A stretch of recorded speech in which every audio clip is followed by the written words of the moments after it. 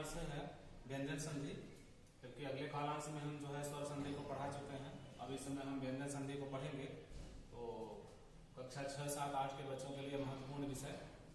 तो यहाँ पर देखा जाए व्यंजन संधि की परिभाषा होती है कि जब कभी दो वर्ण, जब वह स्वर का मिलन व्यंजन से होता है तो व्यंजन संधि बनती है, या व्यंजन का मिलन स्वर से होता है तो वह जो है तब वह भी व्यंजन संधि बनती है।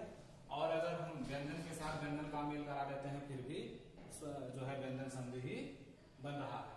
तो यहाँ पर व्यंजन जोड़ स्वर बराबर व्यंजन कैसे, अब यहाँ पर देखिए जगत जोड़ ईश, यहाँ पर जो है स्वर आ गया और यहाँ पर व्यंजन है, दोनों को मिल से क्या हो गया जगदीश यानी व्यंजन संधि। और यहाँ पर स्वर है परि, ई का जो है विकार उत्पन्न हो रहा है तो परि और छेद को जोड़ रहे हैं तो परिच्छेद हो जा रहा है। और यही है जैसा यहाँ पर व्यंजन जोड़ व्यंजन बराबर व्यंजन, सत जोड़ जन, दोनों यहाँ पर व्यंजन ही है, इसलिए यहाँ जो है सज्जन व्यंजन संधि हुआ। अर्थात व्यंजन संधि किसे कहते हैं, जब स्वर का मिलन मेल से और स्वर का जो है संबंध व्यंजन से और व्यंजन का संबंध जो है जोड़ व्यंजन से या व्यंजन का स्वर से होता है तो हमेशा व्यंजन संधि ही बनती है। इसकी पहचान ये है, इसलिए जो है बहुत महत्वपूर्ण है। आपको हम बताएं कि 1, 2, 4 उदाहरण बता देने से किसी को संधि समझ में नहीं आ सकती है जब तक कि हम संधि के नियमों को नहीं जानते। जिस प्रकार मैथमेटिक्स को पढ़ने के लिए फार्मूला की जरूरत पड़ती है और सवाल को हम सिद्ध कर लेते हैं, उसी प्रकार से हम नियम और परिभाषा के आधार पर हिंदी के उदाहरण को स्पष्ट कर सकते हैं। तो यहाँ पर हम संधि के नियमों को जानेंगे। तो संधि का जो व्यंजन संधि का जो पहला नियम है वह है त संबंधी नियम, जो बहुत महत्वपूर्ण है। अगर हम नियम जान जाएंगे तो 1, 2 नहीं 1000 उदाहरण को प्रस्तुत कर सकते हैं, इसलिए इसको याद करने से बेहतर है समझ लेना। तो त संबंधी नियम, अब ये त है यही महत्वपूर्ण है, इसके संबंध में अगर पहला वर्ण या पहला पद त रहता है तो उसका क्या बन जाता है विकार उत्पन्न होने के बाद, क्योंकि जो ध्वनियों के विकार उत्पन्न होते हैं वही संधि होता है। तो त संबंधी विकार में हम देखते हैं कि त का च छ, ज झ, ट ठ, ड ढ और ल। अब इन सभी में जो बड़ा होता है वही होता है, त के बाद जो कहते हैं वही हो जाता है। अब देखिए च छ में पहले कौन आता है, च छ में पहले च आता है, इसलिए हम इसको ले लेंगे। ज झ में कौन आता है, ज आता है, ये ले लेंगे। ट ठ में त और ड ढ में ड और ल तो जो का है, तो इसको तो और इसको ले लेंगे। तो ये जो है च छ, ज झ, ट ठ, ड ढ और ल, इसको जो है हम बड़े भाई में बड़े अक्षरों में पक्षांतर कर लेते हैं। तो अब देखते हैं कि पहला नियम कैसे स्पष्ट होता है मेरा। तो जैसे मैं लिखा उत जोड़ चारण, मैंने कहा कि अगर पहले वर्ण के पहले जो ध्वनि है, पहला जो व्यंजन वर्ण है, अगर हम जब इसको संधि करते हैं तो त के स्थान पर च छ में च बन जाता है, इन दोनों में जो बड़ा रहता है वही ये बन जाता है, यह त जो है इस रूप में बदल जाता है। तो यह चारण जो है इसी का रूप और बढ़ जाएगा, यहाँ क्या हो जाएगा उच्चारण, उत जोड़ चारण बराबर उच्चारण।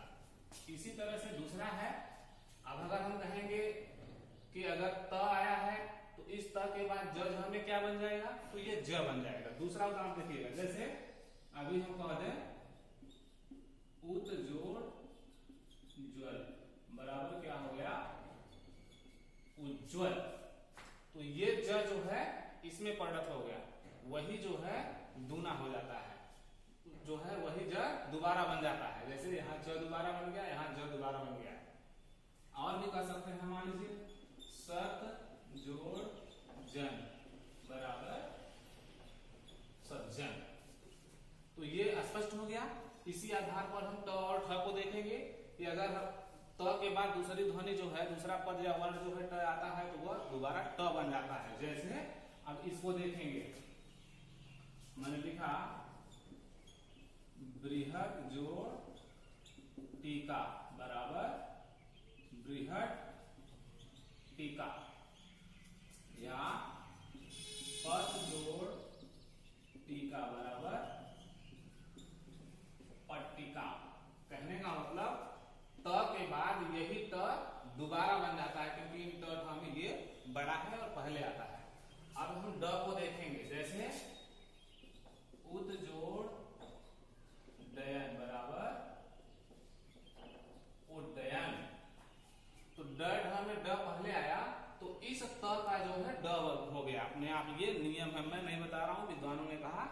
ये संधि का हिंदी साहित्य का नियम है और नियमों को वो जो है चलना हमारा कर्तव्य है और जिससे हम संधि को जान सकते हैं। अब ये उदाहरण जो है ये द स्पष्ट हो गया। इसी प्रकार से हम ल को देखेंगे।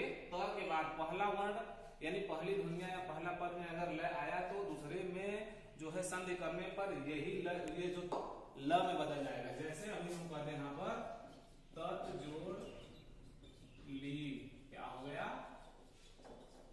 तल्लीन। ये त जो है ये ल में बदल गया और तल्लीन हो गया। अभी हम कह देंगे उत जोड़ लास बराबर क्या हो गया उल्लास। कहने का मतलब ये जो त संबंधी नियम है यह जो है इन सभी ध्वनियों के आने के बाद दोबारा उसी में बदल जाता है। यानी ये जो है दो दो बार यहाँ और यहाँ दोनों हो जाते हैं। ये नियम आपके सामने स्पष्ट हुआ। अच्छा, तो आगे हम देखेंगे नियम नंबर 2। ये पहला नियम था। अब दूसरा नियम देखेंगे। आपको मैं बताऊं कि व्यंजन संधि को पढ़ने के लिए या किसी संधि को पढ़ने के लिए बहुत सारे नियम हैं और बहुत सारे संशोधन हो रहे हैं, लेकिन 6, 7, 8 यानी 7वीं 8वीं बच्चों के लिए 6-7 नियम जो है ये अगर आ रहा है तो आप किसी भी संधि को तोड़ सकते हैं और जोड़ सकते हैं, यानी विच्छेद कर सकते हैं और संधि भी कर सकते हैं। तो नियम नंबर 1 आपको समझ में आ गया होगा। इन उदाहरण के माध्यम से आप अपनी किताब से देखकर और बनाइएगा। नियम नंबर 2, अब इसमें कहेंगे आप 3-5 करना। 3-5 करना इसका एक स्लोगन है। मान लीजिए 3-5 करना। तो कह रहा है कभी कभी इसमें देखा जाता है कि पहले अक्षर का तीसरा बन जाता है। जैसे अभी मैं आपको कह दूं कवर, चवर और टवर, तवर, पवर। ये क वर्ग, च वर्ग, ट वर्ग, त वर्ग और प वर्ग है। 5 वर्ग हैं स्पर्श व्यंजन में। तो पहले का तीसरा होना यहां लिख सकते हैं कि पहले का तीसरा होना। अब नियम नंबर 2 में प्रत्येक व्यंजन संधियों में जो है पहले का तीसरा बन जाता है अपने आप। यानी क है तो क के बाद तीसरा क्या होगा, क ख ग हो जाएगा। तो क के बाद जो है ग बन जाता है। और अगर च है तो च छ ज बन जाता है। त है तो ट ठ ड बन जाता है। त है तो त थ द बन जाता है। प है तो प फ ब बन जाता है। ये अगर जिसको समझ में आ गया तो वो व्यंजन संधि को आराम से जोड़ लेगा। यहाँ पर समझिए कुछ नहीं है, थोड़ा सा जो है मेहनत करने की और जो है कॉन्सेप्ट को क्लियर करने की जरूरत है। इसको थोड़ा ध्यान दिया जाए। तो अब मैंने कहा कि पहले का तीसरा होना, ये याद कर लीजिए कि व्यंजन संधि में कभी कभी पहले वर्ण का तीसरा अपने आप बन जाता है। जैसे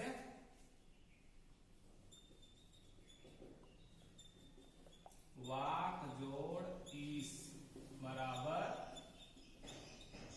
वागीस। अब यहाँ वाक है और यहाँ अगर हमने ईस जोड़ दिया तो क्या बन गया, वागीस। अब ये क क्या बन गया, तीसरे रूप में हो गया, क क ग। अभी हम कहते हैं दूसरा दीप जोड़ दर्शन बराबर दिग्दर्शन। तो कहने का मतलब यहां पर क है, यहां पर ग आ गया, तो पहले का तीसरा हो गया। समझ में आ गया। अभी हम दूसरा जो देते हैं, मान लीजिए अच जोड़ अंत बराबर अजंत। यहाँ च है तो च छ ज बन गया, यानी पहले का तीसरा हो गया। हमारा ये नियम सही साबित हुआ। अगला हम देखते हैं नियम नंबर 3, पहले का पांचवा होना। अभी आपने देखा कि पहले का तीसरा हुआ। अब देखेंगे कि पहले का पांचवा, यानी 3-5 करना। त संबंधी नियम, छ संबंधी नियम और न म स संबंधी नियम, और उसके बाद 3-5 करना। यही इसका जो है फंडा है, यही इसका जो है फार्मूला है, सूत्र है। तो पहले का पांचवा कैसे होगा, जैसे क का ग उसी प्रकार से क का अंग यानी क ख ग घ अंग पांचवा हो गया।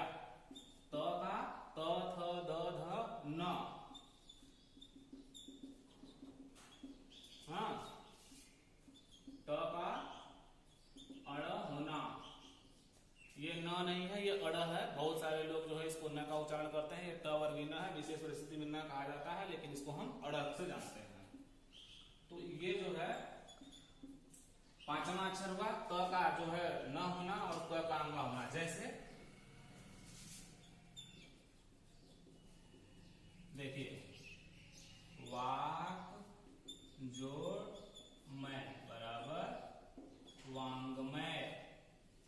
अब यहाँ पर क था तो क से क्या हो गया, अंग हो गया। और चित जोड़ मैं बराबर चिन्मय। अब ये त था तो यहाँ क्या हो गया, न हो गया। पहले का पांचवा हो गया, है ना। खट जोड़ मास बराबर बराबर खंड मास। अब यहाँ पर ट था तो क्या हो गया, अड़ हो गया। पहले का पांचवा हो गया। तो कहने का मतलब ये मेरा नियम नंबर 3, पहले का पांचवा होना, यह भी सिद्ध साबित हुआ। इससे जो है उदाहरण स्पष्ट होता है। तो 3 5 करना और त संबंधी नियम, 3 नियम तो आप जान गए अच्छी तरह से। अगला नियम हम पढ़ने जा रहे हैं। जैसे नियम नंबर 4, चौथे नियम को हम कैसे पढ़ेंगे। जब किसी स्वर के बाद, इतना ध्यान रहे, जब हम किसी दो विच्छेद शब्दों को, दो वर्णों को या ध्वनियों को जोड़ते हैं, तो पहला अगर स्वर है और दूसरा स्वर या व्यंजन कुछ है, अगर उसके बाद छ आता है तो वह जो है छ में बदल जाता है। जैसे किसी स्वर के बाद यदि छ आए तो छ होता है। ध्यान दीजिए कि अगर पहले कोई स्वर है और उस जो है दूसरे पद में, दूसरे वर्ण में अगर छ आता है, छतरी वाला छ, तो क्या बन जाता है, आधा च और छ बन जाता है। ये ध्यान दीजिए। जैसे अभी हम लिखते हैं परिजोड़ छेद बराबर परिच्छेद। परी, र के बाद ई का उच्चारण हो रहा है, यह जो है स्वर है और यहाँ छेद है, तो क्या हो गया, परिच्छेद। यह जो छ है किसमें बदल गया, छ किसमें बदल गया, च और छ में। इसी तरह से अगर हम कह देते हैं अनुजोड़ छेद बराबर क्या हो गया, अनुच्छेद। या अभी हम कह देते कि विजोड़ छेद बराबर विच्छेद।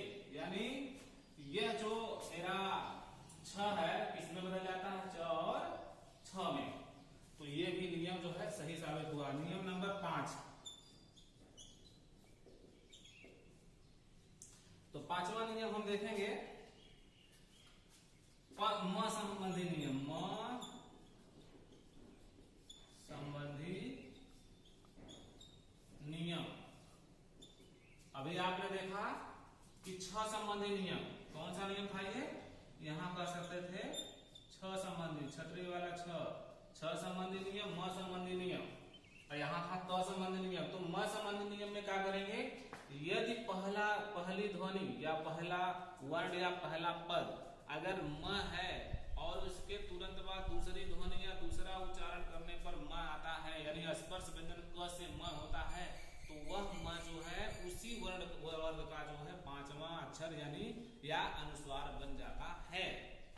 अब देखिए म पहला, अगर मैंने कहा कि पहला जो है वर्ण म है और दूसरा अगर स्पर्श व्यंजन क से म तक आता है तो वो अनुस्वार बन जाता है। बस सीधा तरीका है इसको समझने का।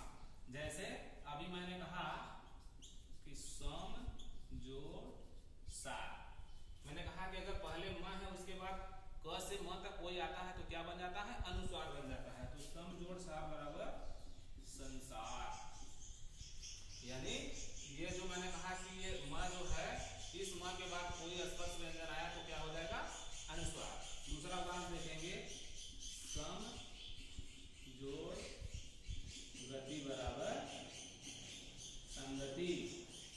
यहाँ पर भी अनुसार हो गया। दूसरा कर सकते हैं कि सम जोड़ तोष बराबर संतोष। तो ये उदाहरण भी स्पष्ट हुआ म संबंधी नियम में। अब हम देखेंगे नियम नंबर 6, स संबंधी नियम। स का स होना। अब देखिए व्यंजन संधि में कभी स जो है स में बदल जाता है। अब देखिए ये स किस प्रकार स में बदल जाता है, खटकोड़ वाले स में।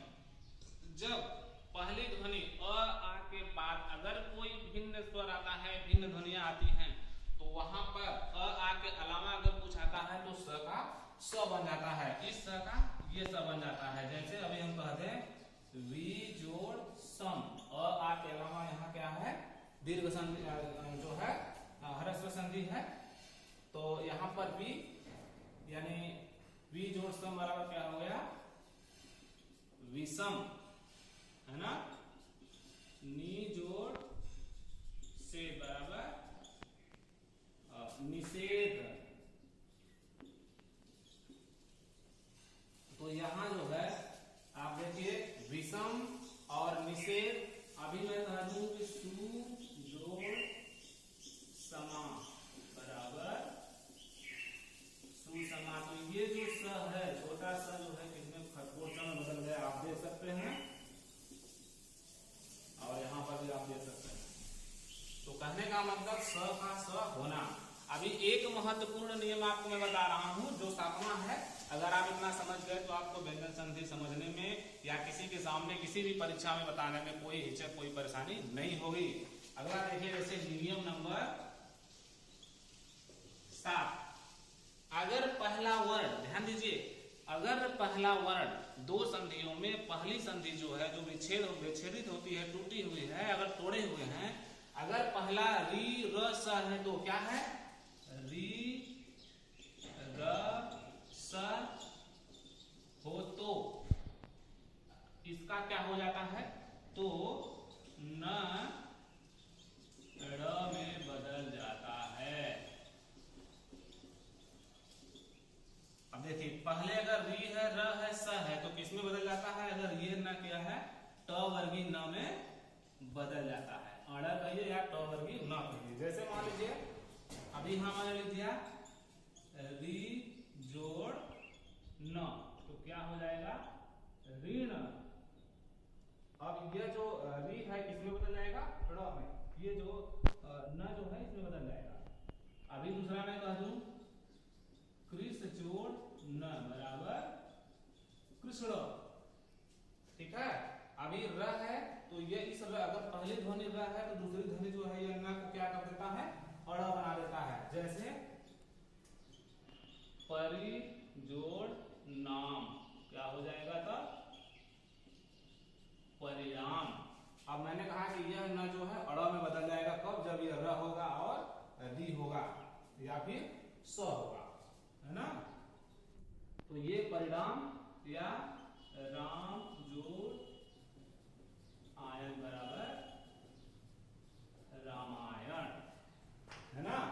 अब यहां पर एक और बचा है, जैसे ये सोस जोड़ न, क्या हो गया, शोषण। ये न जो है इस स के कारण क्या हो गया, जो है ट वर्गीय न में हो गया, शोषण। या चर जोड़ अन बराबर चरण। तो ये न जो है अड़ में बदल गया या ट वर्गीय न में बदल गया। इस प्रकार से ये 7 प्रकार के जो व्यंजन संधि नियम हैं, इस नियमों को ध्यान से पढ़िए। एक बार, 2 बार नहीं, 3 बार इसको देखिए। और इसको देखने के बाद अपनी किताब के जो उदाहरण है इस परिभाषा के आधार पर इसको सिद्ध कीजिए, आपको समझ में आ जाएगा। 1 बार, 3 बार, 2 बार मेहनत कीजिए, आप हजारों संधि को समझ सकते हैं और समझा सकते हैं। और तब तक अगला जो है विसर्ग संधि दूसरे कालांश में देखा जाएगा।